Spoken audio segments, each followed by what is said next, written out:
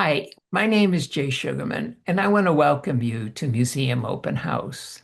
This ongoing series features and highlights many of the outstanding museums and other cultural institutions. The main purpose of most programs is to inform viewers about current and upcoming exhibits, various programs, resources, and other opportunities that are available for the general public. Today, via Zoom, we're fortunate to have as our guest Erik Grau. Erik is a highly accomplished artist who serves as the president of the board at the Piano Craft Gallery, one of Boston's most creative artist-run spaces, supporting both emerging and established artists while keeping the gallery welcoming and accessible to the whole community. In addition to his artistic talents, Erik is an award-winning Inclusion Strand Specialist in the Boston Public Schools. He's here today to inform us about the milestone exhibition at the Piano Craft Gallery entitled Legacy: 50 Years of Creativity at the Piano Factory. During the program, we'll find out why and how the exhibition came about. We'll go into a behind-the-scenes tour and in the process come to better understand and appreciate the remarkable history of the artists, residents, and creative makers who have shaped this community for half a century. Let's start by meeting Erik and then finding out all about Legacy: 50 Years of Creativity at the Piano Factory. Welcome, Erik. So delighted to be able to be here. Oh, thanks for having me. Over the weekend, I had the wonderful opportunity to visit the exhibition, admired the wide range of submissions, eager to hear more and have you inform viewers. But before we jump right to that, I think it would be of interest if perhaps you share just a little bit more about your background, artistic, professional interests, please. Sure. Um, well, I have two cats. This is one. He's very friendly. And it's interesting. I make a lot of artwork that it includes my cats in them. So I guess it's appropriate. He's here at this moment. Um, but I studied sculpture at Boston University. I got an MFA through their program there in 2010. I primarily do painting and sculpture now, but I do some installation work. And I've been the president of Piano Craft Gallery since 2016. So I'm finishing up my ninth year right now. Given that the exhibition is 50 years retrospective, it seems appropriate if you take a few minutes to share a little bit about the history and mission of Piano Craft Gallery and how it's evolved over the years, please. Sure. So when I got involved, it was on the tail end of their 40th anniversary show. So I was moving into the residential building at that time, and I had found out that there was an art gallery on the ground level. So I was excited to meet them and show my work in that show as a new resident, and kind of learn about, the history of the gallery and the people who founded it and maintained it over the years. And they were very much excited for some new people to be moving into the building because they were ready to kind of pass it on to the next generation of artists. So that's kind of how I got involved at that time. They asked me to take it on for them, which I happily did.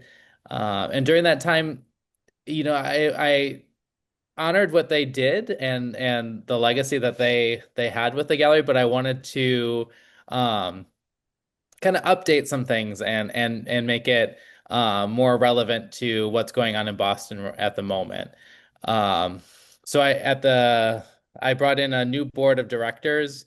Hmm. It had always been a rule that there had to be tenants of the Piano Craft building on the board of directors, and that was a rule that we decided to change so that way we could really better represent Boston with our board of directors, not only like the artists that we show and the event coordinators that we work with, but we wanted, our team to represent the people that live in the city here and do things in the creative community. So that was a really big change that I made, which was really positive. Because of that, it brought in new ideas, new communities of people. Um, fresh events and exhibitions. So that's been really positive. Also, one of the other big milestones was that after we put together the new board, we applied for and got 501(c)(3) nonprofit status. So Mm. the gallery has always operated as a nonprofit, but now we have the formal status of such, which allows us to do a lot more in terms of fundraising, getting grant money, things like that. We've had a really good couple of years in terms of receiving grants from the city of Boston. They're a really big supporter of the work we do. This year we received the Downtown and Neighborhood Activation Grant, which really allowed us to Mhm. expand a lot of our programming. This was the first year we were able to pay artists to exhibit in our space, so that was really Oh. exciting. Um, Previously we were charging artists for their exhibition time. So to be able to flip that and Mm. put money back into the creative community in Boston's really exciting. We were also using that grant money for a full concert series that we put on. We have funded playing games nights, which are adult game nights run by one of our directors, Herbie, that have been extremely successful, bringing, a couple hundred people an evening in for those Wow. events, which is really nice. Um, We've also done free figure drawing sessions this year.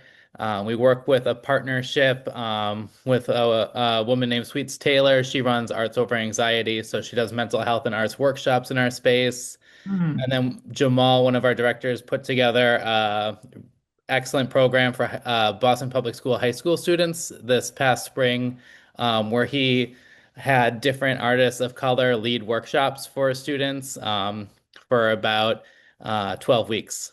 So that was a really, really nice use of the grant money as well.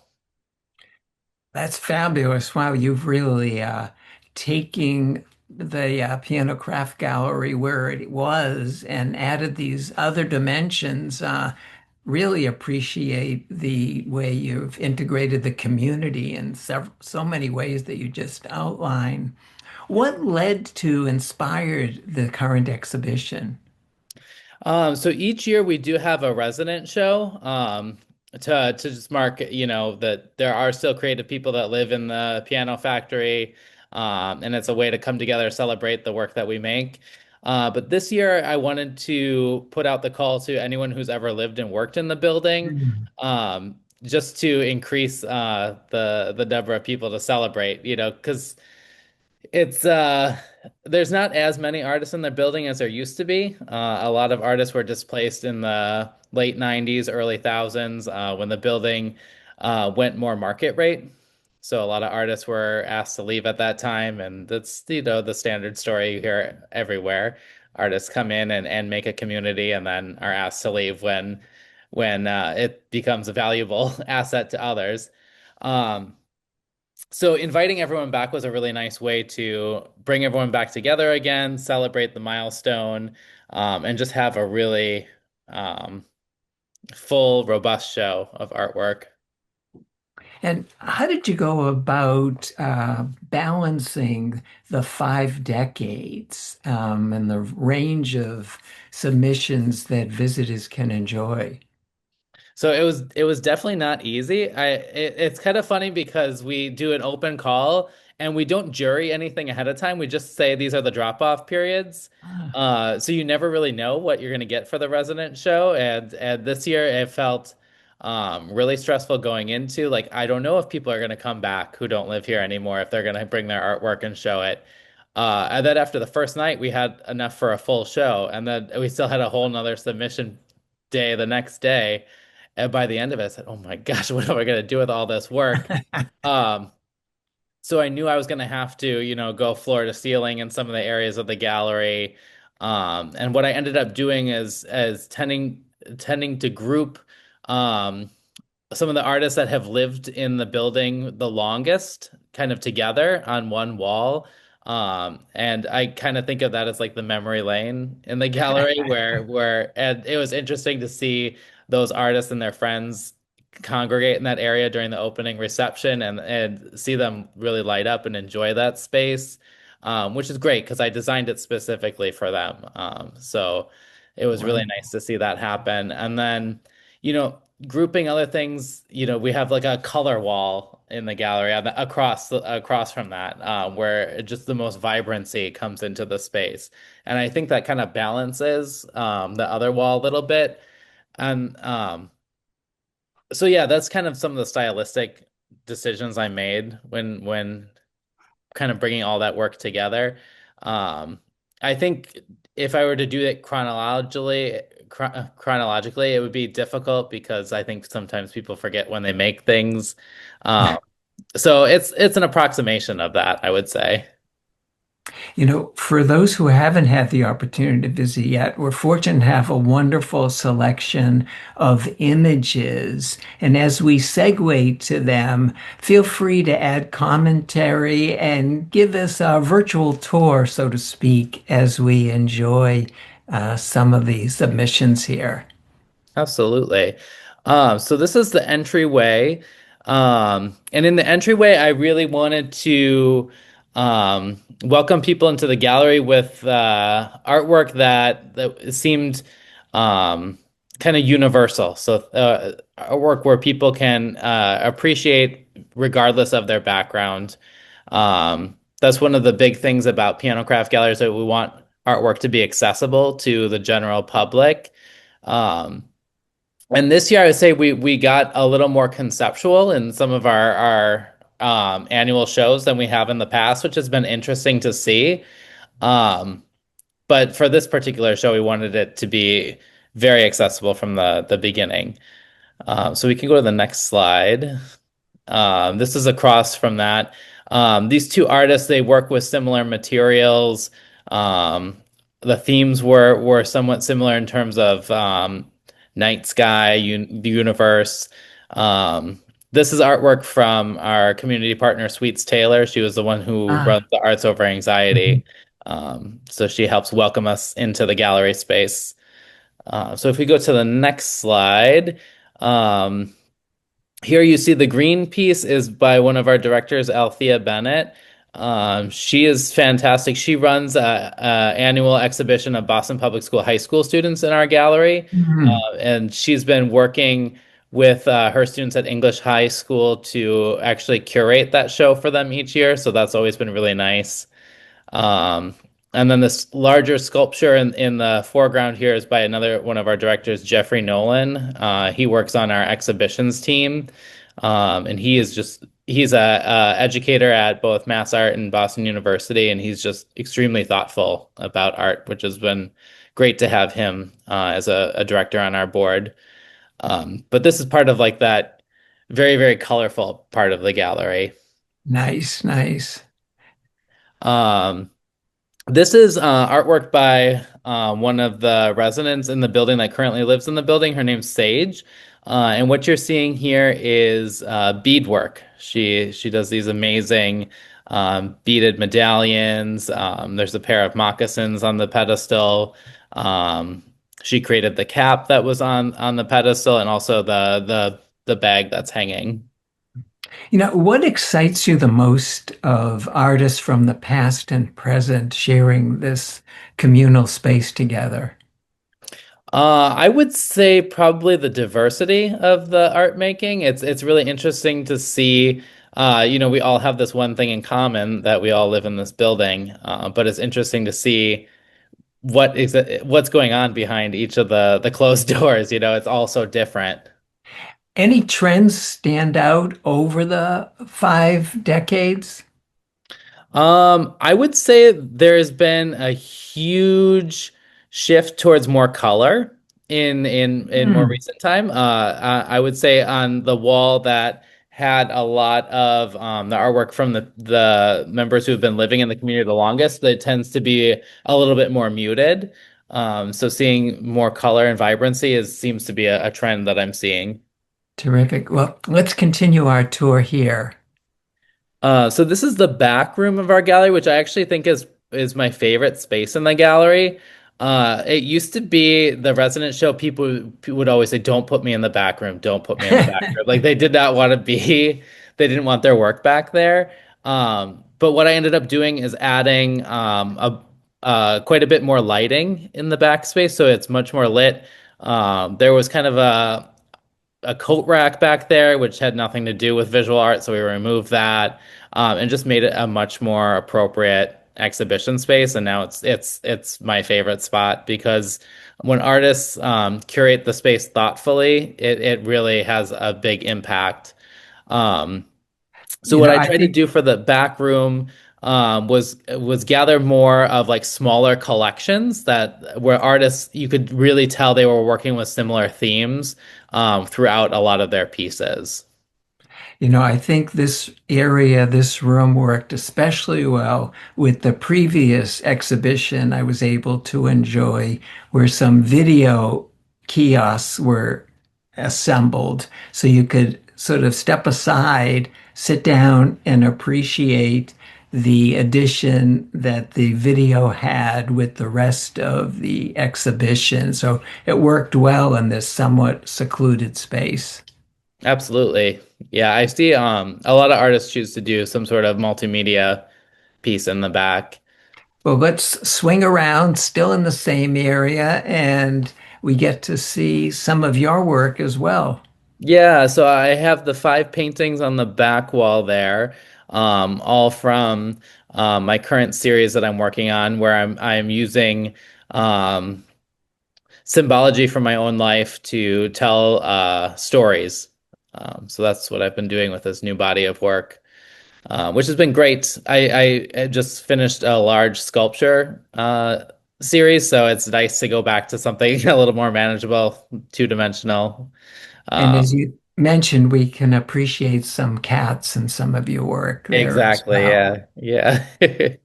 We're going to start swinging around, and please highlight what we see here, please. Sure. So this is several paintings by James D. Crescentis, also known as Deke. He's an artist that's lived in the building since the 80s. Mm, And his work was actually on the show cards that we had printed, that legacy card that you showed at the beginning. hmm. Nice, nice. And here's a nice mix of some newer tenants, along with Paul Goodnight, some of his paintings and drawings. He has been an artist here in the building since I believe the 70s, so he was one of the first ones in the Wow. building. He is an extremely prolific painter and draftsman, and he has a studio in the building still. And we keep going down this wall, which is just covered with artwork. What a challenge to Yeah. fit everything in the gallery. Yeah, yeah. So we're transitioning to more of the tenants who have had kind of the most time in the piano factory on this wall. Nice. And then next slide, like shows you kind of more of the scale of the gallery space. We have a pretty large gallery. It's 2,500 square feet, which is great for a lot of reasons. We can show really diverse group shows like this, or it gives artists a good amount of space to do a very thoughtful, curated solo exhibition.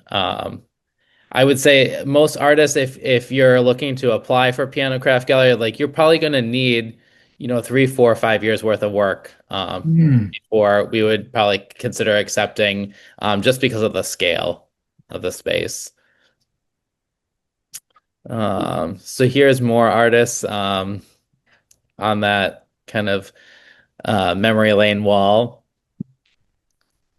And you can see I added a movable wall to the space to create an additional surface to put artwork on for the show. We can go to the next slide. Some more sculpture. Yes, yeah, more of Jeffrey's sculpture. And Terrific. then, This is very oh, captivating. yeah, that was a very large painting. She emailed me ahead of time saying, "Oh, can I bring down a large painting?" I said, "Oh, of course. Yes. Yeah, please do." Not knowing how large it actually was going to be. So this painting is, I would say, probably 7 by 9 feet. It's Hmm. pretty good size. And just given the scale of this painting, it needed to be on its own wall. Anything that you put around it is going to be totally lost, because you're just going to be drawn to the giant painting. So we decided to highlight this on a wall near our desk and kind of clerical area in the gallery. Terrific, terrific. How competitive was it to get some of your work selected for this exhibition? I would say not competitive at all because we accepted everything that was Ah. submitted. So uh, I guess the only challenge would be following the submission guidelines and bringing them on time. Because you always have people that want to do things based on their own schedule and they forget that there's a human being on the other side that also has a life and they need to get things done as well. So. How far in advance did you have to plan and then develop over time the exhibition? So I would say we always backwards plan from the dates on our calendar. So we had known about the dates for about a year and a half that this was going to Mhm. be our 50th year anniversary show. Were planning to do it last year, but we had to cancel all of our programming because the gallery flooded. We had Mhm. a water main burst outside on the street, not once but twice and Ah, flooded the entire gallery. We had to replace all of our walls, our electrical, a bunch of our furniture and equipment. So that's why we're doing this show now as opposed to this time last year. and how often do the exhibitions rotate? So we have a new show every 3 weeks. So we have Wow, a that's really busy schedule. So yes. we found that we were able to do 18 shows a year under that schedule and give ourselves 2 weeks off during the end of the year holidays. That is Yeah. crazy. 18. Um, Wow, how which I think is really ambitious. incredible because at the end It, of the day, we're all volunteers and we get more done in our gallery space than other galleries with paid staff do. So I feel really proud of that. I think it's a testament to our commitment to the creative community in Boston that we're willing to make um, the number of opportunities available that we do. So I that's something we're really proud of. oh, you should be. I've never heard of such a rotation schedule like that. Wow. Well, we want to definitely include a couple of more panels here. Please share the submissions here. Sure. So these are some of our newer residents. Centerpiece is a painting by Marcy. She was on our gallery board some years ago, and she's recently moved back into the building. So it's nice to have a familiar face once again in the building. And we go to the next slide.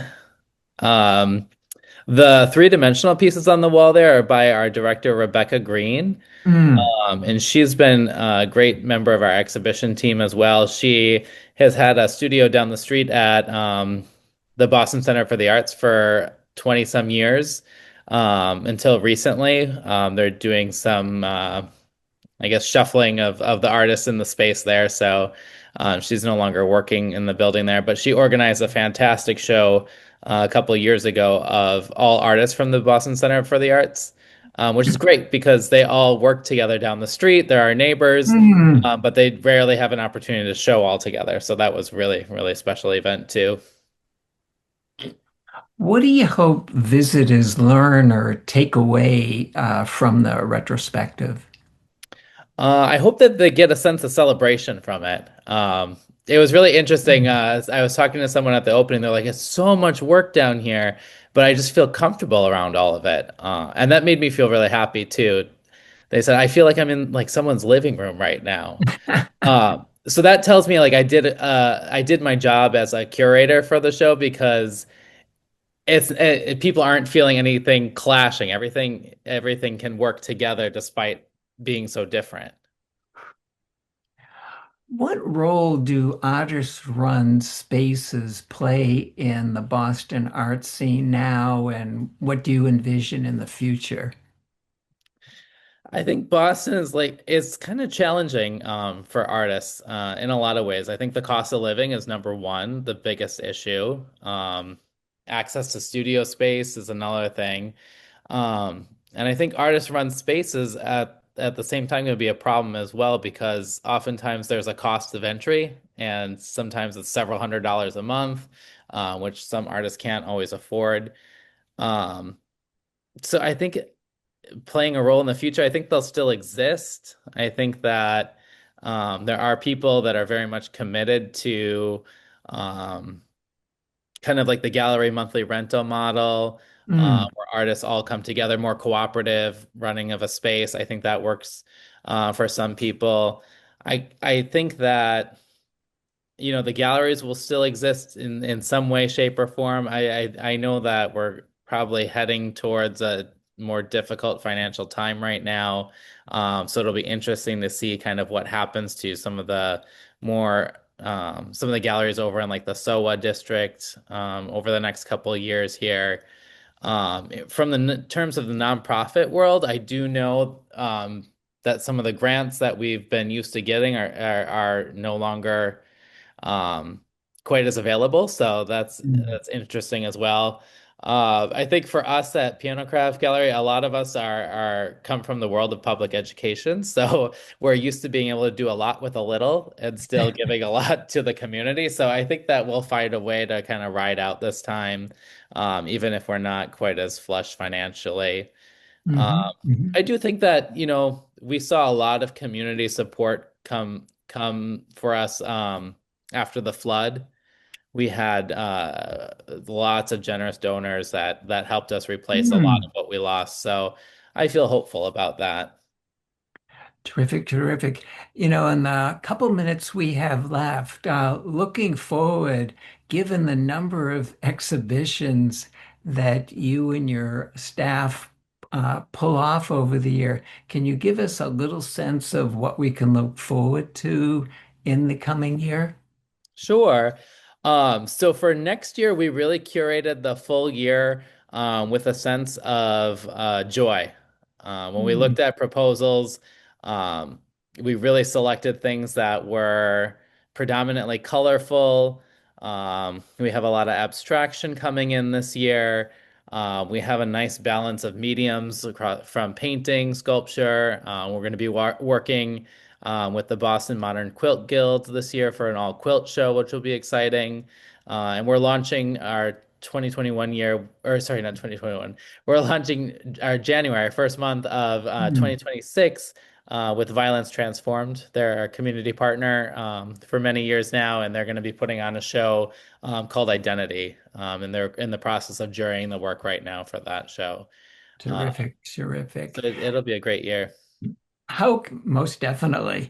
How can viewers and others stay informed about the ongoing exhibitions and other related information? Sure.